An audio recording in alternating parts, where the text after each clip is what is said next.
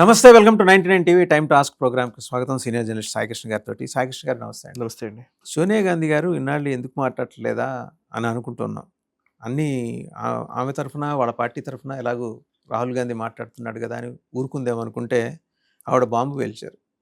గాజాలో Israel దాడుల మీద మన దేశం, మన ప్రభుత్వం స్పందించాలని చెప్పేసి ఆవిడ ఒక పెద్ద వ్యాసం రాశారు.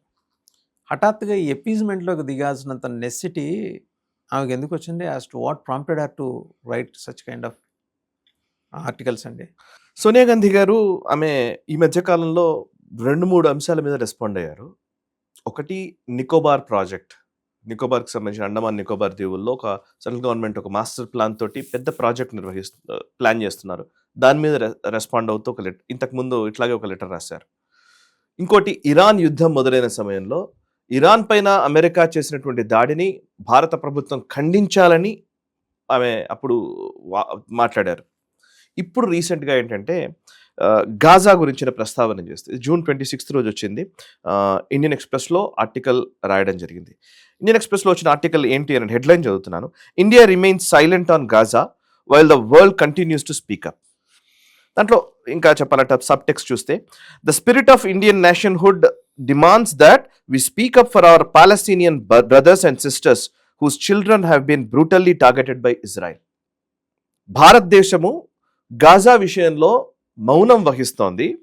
అండ్ ప్రపంచం మొత్తం కూడా, అంటే బేసికల్లీ ప్రపంచమంతా మాట్లాడుతున్న టైంలో భారత్ మాత్రం మాట్లాడట్లేదు, మౌనం వహిస్తోంది గాజా గురించి.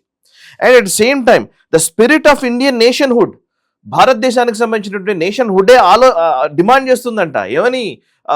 పాలస్తీనాలో మన బ్రదర్స్ అండ్ సిస్టర్స్ గురించి మనం మాట్లాడాలి, ఇజ్రాయెల్ చేస్తున్నటువంటి దాడులకు వ్యతిరేకంగా.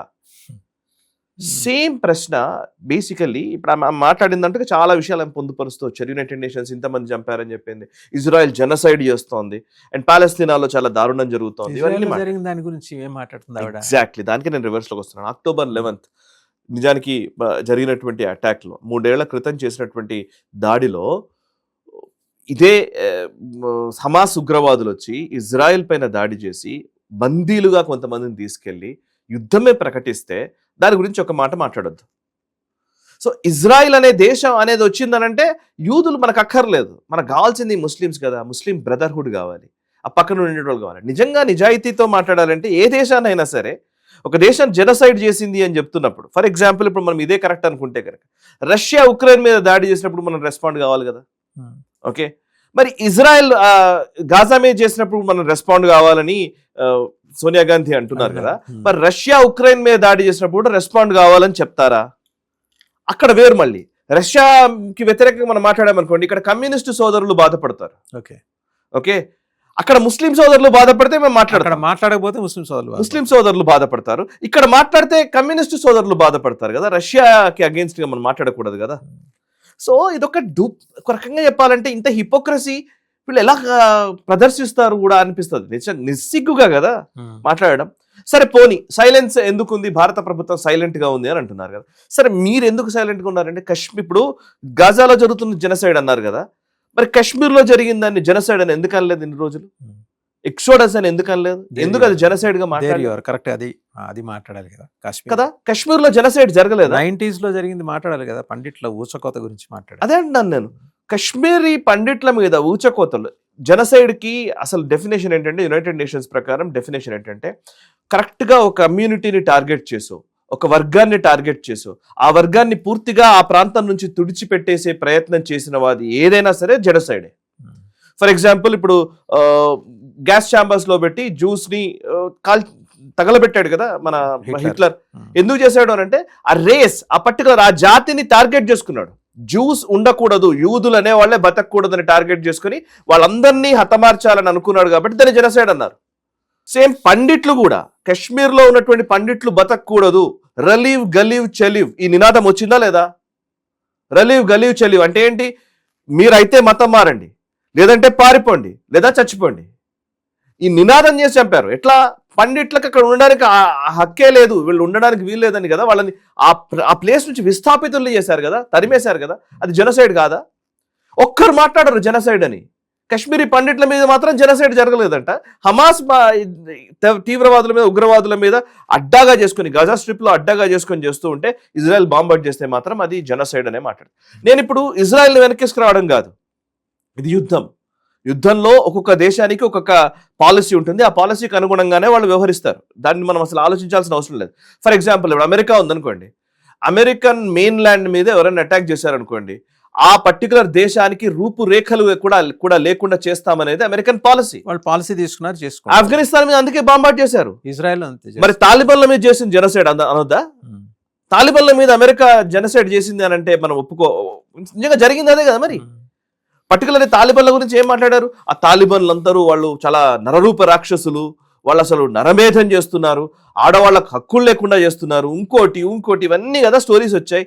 మళ్ళీ సేమ్ తాలిబాన్లకు వదిలేసిపోయారు కదా అమెరికా వదిలేసి వెళ్ళిపోయినప్పుడు పారిపోయారు కదా. లిటరల్లీ మాట్లాడితే యుద్ధం గెలవకుండా పారిపోయినప్పుడు ఏమైంది? ఆయుధాలను వదిలేసి వెళ్ళిపోయారు, ఇంకా మీరు వాడుకోండి అన్నట్టుగా. దాని మీద అంటే బలవంతుడి గురించి మాట్లాడడం, బలహీనుడి గురించి మాట్లాడతాం. ఇప్పుడు నిజంగానే జెనోసైడ్ అంటున్నారు కదా, సేమ్ అదే పని నిజంగానే అప్పీస్మెంటే చేయాలనుకుంటుంటే వీగర్ ముస్లింల మీద షిన్జియాంగ్ ప్రావిన్స్ లో వీగర్ ముస్లింల మీద చైనా ఊచకోతలు కోస్తోంది, అక్కడ దాడులు చేస్తోంది, చంపుతోంది. అక్కడ కొన్ని పేర్లు నిషిద్ధం, ఇస్లాంకి సంబంధించినటువంటి కొన్ని పేర్లు పిల్లలకు పెట్టడానికి వీల్లేదు చైనాలో. మరి వాళ్ళ గురించి మాట్లాడతారా? కాన్సంట్రేషన్ క్యాంప్స్ ఉన్నాయి, వాళ్ళ గురించి మాట్లాడరు, ఒక్క మాట కూడా మాట్లాడరు. ఎందుకు చైనా గురించి మాట్లాడము అని అంటే, ఇప్పుడు చైనా హాంకాంగ్ విషయంలో చేస్తున్నది ఏంటి, చైనా తైవాన్ విషయంలో చేస్తున్నది ఏంటి, చైనా ఫిలిప్పీన్స్ జలాల్లోకి వచ్చి చేస్తున్నది ఏంటి, చైనా వీగర్ ముస్లింల మీద చేస్తున్న దాడులు ఏంటి? చైనా గురించి మనం మాట్లాడొద్దు, చైనా వేరు. మళ్ళీ చైనాకి ఎందుకు అనంటే ఇక్కడ ప్రాబ్లం ఇదే. ఇప్పుడు కమ్యూనిస్ట్ పార్టీ ఆఫ్ చైనాకి అండ్ కాంగ్రెస్ పార్టీకి ఒప్పందం కుదిరింది గతంలో, మీకు తెలుసు అనుకుంటా. తేడాది ఫండ్స్ వస్తాయి, ఫౌండేషన్ ఉంది మనకి. ఎగ్జాక్ట్లీ. ఇప్పుడు సిసిపికి కాంగ్రెస్ పార్టీకి ఒప్పందం అయిందండి ఇది వరకు. అది ఏం ఒప్పందం చేసుకున్నారో బయట పెట్టలేదు ఇప్పటి వరకు. దాని గురించి మాట్లాడొద్దు. చైనా చేసే దౌర్జన్యాల గురించి మాట్లాడొద్దు, సూడాన్లో జరిగేటువంటి వాటి గురించి మనం మాట్లాడొద్దు. కేవలం గాజా గురించి ఎందుకు మాట్లాడుతున్నాం? ఇది సెలెక్టివ్ అప్రోచ్. ఇది ఏంటంటే కావాలని ఒక అప్పీజ్మెంట్ పాలిటిక్స్, ఈ అప్పీజ్ చేయడం కోసం చేస్తున్నది. నేను ఇంకో ప్రశ్న అడుగుతాను. ఇదివరకు కూడా ఇదే ప్రాబ్లం. అంటే ఇంతకుముందు ఆల్ ఐస్ ఆన్ రఫా అనేది ఒక ట్విట్టర్లో ట్రెండింగ్ అయింది. రఫా అంటే ఈ గాజాలో ఉన్నటువంటి, ఈ వెస్ట్ బ్యాంక్లో ఉన్నటువంటి దాని మీద దాడి జరుగుతుంటే ఆల్ ఐస్ ఆన్ రఫా అని చెప్పేసి, రఫా మీద ఇజ్రాయెల్ విధ్వంసం సృష్టిస్తుంది, దీని మీద మనం స్పందించాలని చెప్పేసి అందరూ మాట్లాడారు. ఆల్ ఐస్ ఆన్ రఫా అన్నవాళ్ళు ఇదే సేమ్ కాంగ్రెస్ నాయకులు, ఈవెన్ బాలీవుడ్ సెలబ్రిటీలు, వీళ్ళందరూ మాట్లాడారు. బంగ్లాదేశ్లో హిందువుల మీద దాడులు జరుగుతుంటే ఒక్క మాట మాట్లాడరు. మీరు గాజాలో ఉన్నటువంటి వాళ్ళ గురించి మాట్లాడుతున్నారు కానీ బంగ్లాదేశ్లో హిందువుల గురించి సోనియా గాంధీ ఒకసారి లెటర్ రాసిందా, ఒక వ్యాసం రాసిందా? బంగ్లాదేశ్లో హిందువుల గురించి మేము మాట్లాడాం, అక్కర్లేదు. ఆల్ ఐస్ ఆన్ బంగ్లాదేశ్ అని రాయాలి కదా, బంగ్లాదేశ్ హిందూస్ అని రాయాలి కదా, అది రాయం. మేము ఇక్కడ మాత్రం రాస్తాం. అంటే సెలెక్టివ్ మాటలు మాట్లాడతాం, సెలెక్టివ్గా మా అభిప్రాయాలను వ్యక్తపరుస్తాం.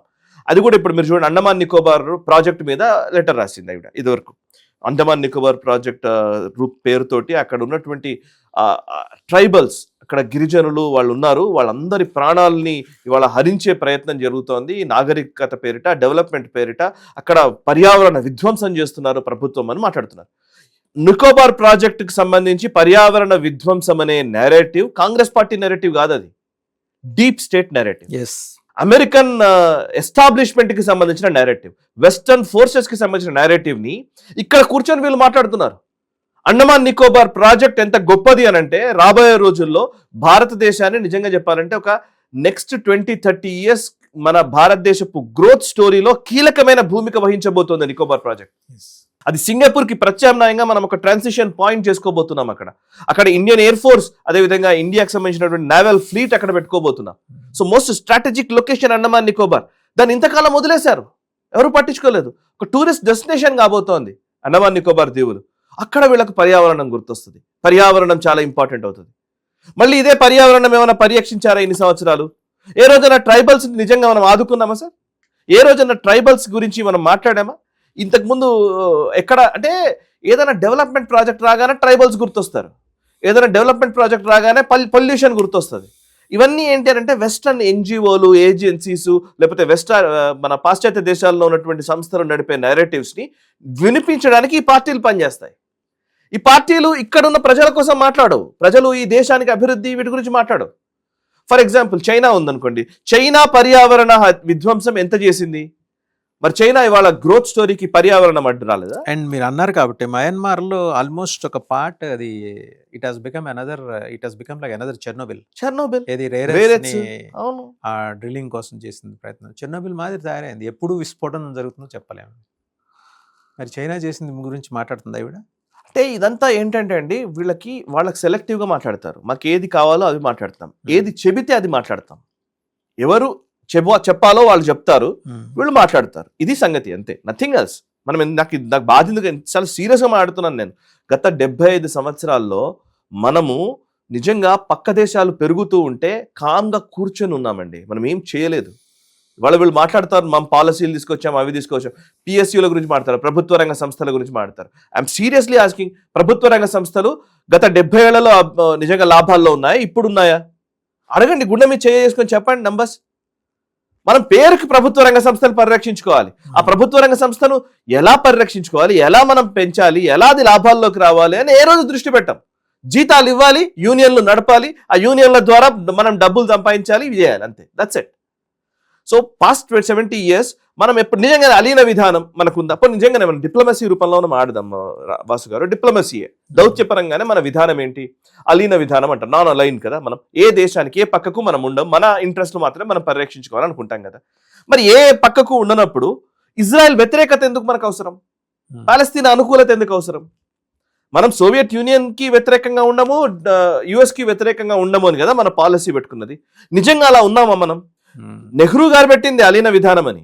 నిజంగానే అంటే సోవియట్ బ్లాక్ ఒకవైపు, యుఎస్ బ్లాక్ ఒకవైపు ఉంటే ఈ రెండు బ్లాక్స్ కి మధ్యలో మనము ఎటువైపు మేము వెళ్ళము అని అనుకున్నాడు. నిజంగానే వెళ్లకుండా ఉన్నామా? ఇందిరాగాంధీ గారి పీరియడ్ వచ్చిన తర్వాత పూర్తిగా సోవియట్ అనుకూల విధానాల్లోకి మనం వెళ్ళామా, వెళ్ళలేదా? మనం సోవియట్ అనుకూల విధానాల్లోకి వెళ్ళిపోయాము. అమెరికా పాకిస్తాన్ ని చేరదీసింది, పాకిస్తాన్ కి ఆయుధాలు ఇచ్చింది. మనకు తెలియకుండానే మనం వెళ్ళిపోయాం దాంట్లోకి. అండ్ నిజంగా చెప్పాలంటే పివి నరసింహారావు గారి హయాంలోనే మళ్ళీ మనం వెస్టర్న్ బ్లాక్ సంబంధించినట్టు ఎఫ్డిఐల్ భారతదేశంలో పెట్టుబడులు పెట్టడం, మార్కెట్స్ ఓపెన్ చేయడం చేశాం మనం. నిజానికి చైనా ప్లేస్ లో భారత్ ఉండాలి.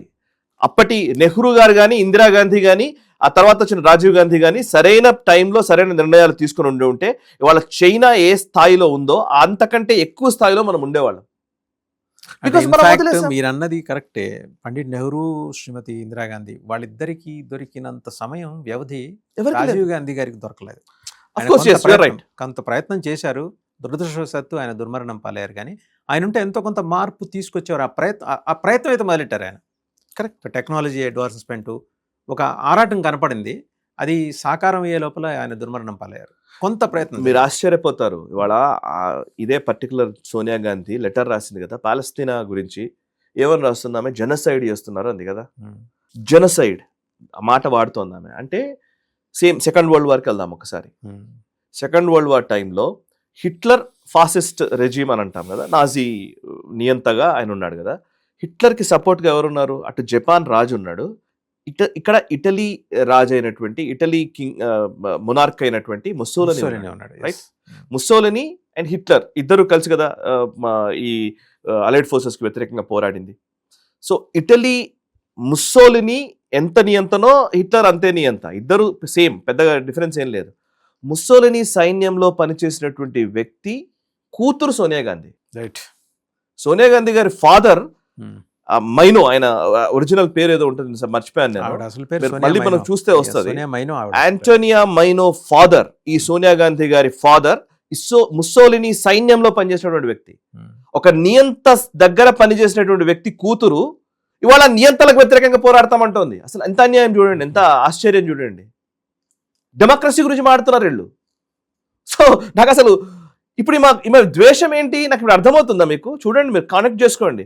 ఈమె ఇజ్రాయెల్ పట్ల ఎందుకు ద్వేషం ఉంది, యూదుల పట్ల ఎందుకు ద్వేషం ఉంది అని అంటే, ఆ రోజు ముస్సోలినీకి యూదులంటే ద్వేషం, రైట్? ఆ రోజు ముస్సోలినీకి యూదులంటే ద్వేషం. ముస్సోలినీ సైన్యంలో పనిచేసిన వ్యక్తి కూతురు సోనియా గాంధీ కాబట్టి ఈమె కూడా యూదులంటే ద్వేషమే. ఆ రోజు వాడికి ఈ హిందువులన్నా లేకపోతే ఇంకో మతం అన్నా ఇంకోటన్నా ద్వేషం, ఇప్పుడు ఈమె కూడా అదే కంటిన్యూ చేస్తుంది. మీరు కనెక్ట్ చేసుకుంటే ఇవన్నీ అర్థమవుతాయి. నేను ఇప్పుడు ఏవి అబద్ధం చెప్పాలి. ఆమె వికీపీడియా పేజ్ లో ఉంటది. ఆమె ఫాదర్ ఇటలీ ముస్సోలినీ సైన్యంలో పనిచేసిన వ్యక్తే కాదా? సో మోస్ట్ కాంప్లికేట్ అంటే సో ఇంట్రాస్పెక్ట్ చేసుకోవాలి కాంగ్రెస్. అండ్ ఇంకొక పాయింట్ ఉంది ఇక్కడ, మనం అలైన్డ్ నాన్ అలైన్మెంట్ అని అనుకుంటే కనుక నిజంగా ఆ అలీన విధానాన్ని సమర్థవంతంగా అమలు చేస్తుంది నరేంద్ర మోదీ ప్రభుత్వం. మీరు అబ్జర్వ్ చేసి చూడండి. ఎందుకనంటే మనం సోవియట్ యూనియన్ నుంచి రష్యా నుంచి మనం S-400 తెచ్చుకుంటున్నాం. ఎట్ ద సేమ్ టైం అమెరికాతో GE ఇంజన్ కోసం మాట్లాడుతున్నాం. ఓకే, రష్యాకి సంబంధించిన సుఖాయి మన దగ్గర వాడుతూ ఉన్నాం. అండ్ అమెరికాకి సంబంధించిన టెక్నాలజీ మనం తీసుకుంటూ ఉన్నాం. అటు ఇజ్రాయెల్ నుంచి డ్రోన్ టెక్నాలజీ మనం తీసుకుంటూ ఉన్నాం. ఇంకోవైపు మనం ఈ పాలస్తీనా కొన్ని బేసికలీ ఇప్పుడు మనము యునైటెడ్ నేషన్స్ లో కూడా ప్రతిసారి యునైటెడ్ నేషన్స్ రెజల్యూషన్స్ పాస్ చేసిన ప్రతిసారి కూడా మనం అబ్స్టైన్ చేస్తాం. పూర్తిగా ఇజ్రాయెల్కి సపోర్ట్ గా ఎప్పుడు నిలబడలే మనం. అంటే ఒక పాలస్తీనా స్టాండ్ తీసుకోవడం వల్ల ఇజ్రాయెల్ మనల్ని దూరం చేస్తుంది. ఎందుకు చేయాలి అంటే ఇప్పుడు ప్రాబ్లం ఏంటంటే ఇజ్రాయెల్ మనకు అన్ని రకాలుగా సపోర్ట్ చేస్తోంది. ఇజ్రాయెల్ సపోర్ట్ రాకూడదంటే ఏం చేయాలి? పాలస్తీనా ఇష్యూని తీసుకురావాలి. పాలస్తీనా నుంచి మనకి ఏమన్నా ఒక రూపాయి లాభం చెప్పండి నాకు. లిటరల్లీ భారతదేశంలో ₹1 లాభం చెప్పండి. ఇజ్రాయెల్తో పెట్టుకుంటే అట్లీస్ట్ టెక్నాలజీ వస్తుంది, అట్లీస్ట్ అక్కడ నుంచి వాళ్ళు మనకు డిఫెన్స్ సపోర్ట్ చేస్తారు. ఏదో ఒక ప్రయోజనం ఉంది. పాలస్తీనా నుంచి ఏం ప్రయోజనం ఉంది? డబ్బులు పోవడం తప్పితే. సో ఈ భారత ప్రయోజనాల దృష్టిలో ఆలోచిస్తే ప్రస్తుత మోదీ ప్రభుత్వం పర్ఫెక్ట్ గానే వర్క్ చేస్తోంది. సోనియా గాంధీ మాట్లాడుతున్న ద్వంద్వ ప్రమాణాలు, ద్వంద్వ విధానాలు ప్రజలకు తెలియాలి కాబట్టి మనం మాట్లాడుతున్నాం. రైట్, థ్యాంక్ యూ సాయికృష్ణ గారు, thank you very much. So చూసాం కదా అట్లా సోనియా గాంధీ గారు రాసిన వ్యాసం, జెనసైడ్, గాజాలో జెనసైడ్ జరుగుతోంది, మనం రెస్పాండ్ అవ్వాలి. ఇప్పుడు సాయికృష్ణ గారు అడిగింది అని సామాన్య ప్రజలు కూడా అడిగేది ఏంటంటే, కాశ్మీర్లో జరిగిన జెనసైడ్ గురించి మీరు ఎందుకు మాట్లాడరు? అండ్ ప్రపంచంలో వివిధ ప్రాంతాల్లో జరుగుతున్న, మరి చైనాలో జరుగుతున్న ఒక నరమేధం, ముస్లిమ్స్ గురించి ప్రత్యేకంగా మాట్లాడి కాన్సన్ట్రేషన్ క్యాంప్స్ ఉంటాయి అండ్ మాస్క్ కూలగొట్టుకుంటారు, కొన్ని పేర్లు నిషిద్ధం. మరి అక్కడ జరుగుతున్న జెనసైడ్ గురించి ఎందుకు మాట్లాడరు? వై సెలెక్టివ్ జెనసైడ్స్ గురించి ఎందుకు మాట్లాడతారు? కాంగ్రెస్ పార్టీ ఓవరాల్గా పునఃసమీక్షించుకోవాలి. అది ఎవరో రాసిస్తే ఆవిడ పేరుతో అక్కడ పబ్లిష్ అయింది. అది సహజంగా ఆవిడకి అవుట్లైన్ చెప్తారు, ఆవిడంత తీరిక ఓపిక రెండు ఉండవు కాబట్టి పబ్లిష్ అయింది. సరే, ఆవిడ పేరుతో పబ్లిష్ అయితే జనం చదువుతారనే ఉద్దేశంతో ఆ పేర్లతోటి మనం చాలామంది చూస్తున్నాం. మాజీ ఉపరాష్ట్రపతులు ఖాళీగా ఉన్న వాళ్ళు కూడా ఈ మధ్య రాస్తున్నారు, వాళ్ళ పేరుతో వస్తున్నాయి. సో ఇవన్నీ ఏంటంటే వాళ్ళ అభిప్రాయాల్ని జనంలోకి తీసుకెళ్లే ప్రయత్నం. అలాంటి వాళ్ళు 10 మంది రాస్తే నిజంగానే గాజాలో జెనోసైడ్ అయిపోయిందని, మరి అమాయక యూదుల్ని, పసిపిల్లల్ని October 11 నాడు ఉచకోత కోసిన సంఘటన మీద హమాస్ ఉగ్రవాదులు, అంటే వాళ్ళ దృష్టిలో స్వాతంత్ర సమరయోధులు మనకు తెలియదు, వాళ్ళు వాళ్ళ ఆజాద్ కోసం పోరాడుతున్న హమాస్ పోరాట యోధులు, వాళ్ళని స్తుతిస్తూ ఈవిడ రాస్తారా? అక్కడ చేసింది ఏంటి? ఇజ్రాయెల్లో ఆ ఊచకోత, పసిపిల్లల దగ్గర నుంచి అండ్ క్యాప్టివ్స్గా తీసుకుని వాళ్ళని బందీలుగా తీసుకుని వెళ్ళి ఎముకల గూళ్ళుగా తిరిగి ఇజ్రాయెల్కి ఇచ్చిన సంఘటనల గురించి సోనియా గాంధీ రాస్తారా? రాయండి, అవి కూడా రాయండి. చైనాలో జరుగుతున్న జెనోసైడ్ గురించి రాయండి. ఎప్పుడో 1991లో జరిగిన కాశ్మీర్లో జరిగిన నరమేధం గురించి, పండిట్ల ఊచకోత, పండిట్లని మీద జరిగిన హత్యాచారాలు, వీటి గురించి రాయండి. మీరు సమదర్శనం చేస్తున్నారు అని చెప్పి మిమ్మల్ని అప్రిషియేట్ చేస్తారు సోనియా గాంధీ గారు. మీకు అప్రిసియేషన్ అక్కర్లేదనుకుంటే ఈ జెనోసైడ్ గురించి రాసుకుంటూ కూర్చోండి.